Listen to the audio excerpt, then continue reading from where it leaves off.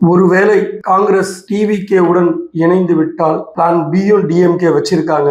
என்ன அப்படின்னு பாத்தீங்கன்னா, காங்கிரஸ் இருக்கிற மாதிரி ஒரு பிம்பத்தை தமிழக மக்கள் கிட்ட உருவாக்கணும். அப்படின்னா காங்கிரஸ் அப்படி பிடிச்சுன்னா என்ன பண்ணலாம் அப்படின்னு யோசிக்கும் போது இங்க காங்கிரஸை உடைக்கிறதுக்கு பிளான் பண்ணிருக்காங்க. எப்படி அப்படின்னா, இப்ப இருக்கிற எம்எல்ஏஸ்ல 12 பேர் திமுகவோட ரொம்ப நெருக்கமா இருக்காங்க. ஏன்னா திமுக அவங்களுக்கு நிறைய உதவிகள் செய்து கொடுத்திருக்கு. சோ அதனால அவங்கள வச்சுக்கிறதும், அதே போல தலைவர்களான திரு ஆ சிதம்பரம் அவர்கள், திரு திருநாவுக்கரசு அவர்கள், திரு செல்வ பெருந்தகை அவர்கள், அவர் பாத்தீங்கன்னா தமிழக காங்கிரஸ் கமிட்டியோட தலைவரா இருக்காரு திரு செல்வ பெருந்தகை அவர்கள். அவரை இவங்க வச்சுட்டு ஒரு காங்கிரஸ் அப்படி உடைச்சிட்டு காங்கிரஸோட ஒரு பிம்பத்தை இங்க வச்சுட்டோம்னா தமிழக மக்கள் காங்கிரஸ் இங்க இருக்கு அப்படின்ற ஒரு சிம்பத்தியாவது கிரியேட் பண்ணலாம் அப்படின்றது முதல்வரோட ஐடியா. இதுக்காக பிளான் பியும் வச்சிருக்காங்க. அதுக்கு முன்னாடி பாத்தீங்கன்னா, இப்போ நாடாளுமன்றம் நடைபெற்றுக் கொண்டிருக்கிறது. இந்த கேப்ல கனிமொழி அவர்களை அனுப்பியிருக்காரு ஸ்டாலின். ஏன் அப்படின்னா, ராகுல் காந்தியை ஒரு தரையாவது சந்திச்சு பேசிட்டு இதுக்கு ஒரு முடிவு கட்டிடலாம். ஏன்னா இவங்களுக்கு ரொம்ப பயம், காங்கிரஸ் வெளியே டிவிகே கிட்ட போயிடுச்சுன்னா நிச்சயமா என்டிஏ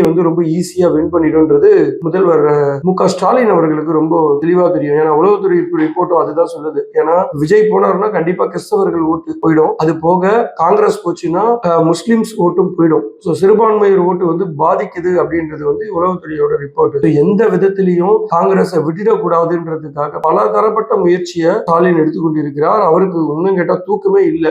அதுக்காக தான் பாத்தீங்கன்னா இந்த 5000 ரூபாயையும் அறிவிச்சது அதுவும் ஒரு காரணமா சொல்லப்படுகிறது. ஏன் அப்படின்னா, இப்ப கூட்டணி கட்சி தலைவர்கள் எல்லாமே காங்கிரஸ் டிமாண்ட் வைக்க ஆரம்பிச்சதுன்னா இதை பார்த்து அவங்களும் டிமாண்ட் வைக்கிறதுக்கு ஆல்ரெடி ரெடி ஆயிட்டாங்க. இப்போ ஒரு 5000 கொடுத்தது இவங்க ஜெயிச்சது போலவே நினைச்சிட்டு இருக்காங்க. ஏன் அப்படின்னா, இந்த 5000 ரூபாய் பெண்களுக்கு போச்சுன்னா அந்த ஓட்டெல்லாம் பெண்கள் ஓட்டு நமக்கு வந்துடும், அப்ப நம்ம ஈஸியா ஜெயிச்சிடலாம் அப்படின்னு நினைக்கிறாங்க.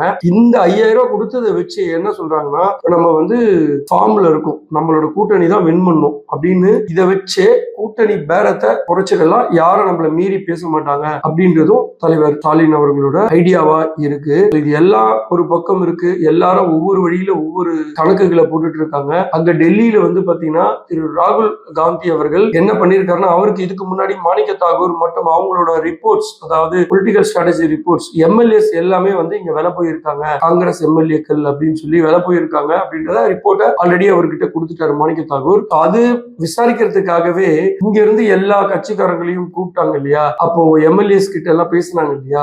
அந்த டைம்லயே ஒவ்வொரு எம்எல்ஏவும் தனியா கூப்பிட்டு பேசியிருக்காரு. அப்ப பாத்தீங்கன்னா எம்எல்ஏஸ் எல்லாமே திமுகவுக்கு சப்போர்ட் பண்றத மனோநிலையில இருக்காங்கன்றத தெளிவா புரிஞ்சுக்கிட்டாரு. அந்த ரிப்போர்ட்லயும் அதுதான் இருந்தது.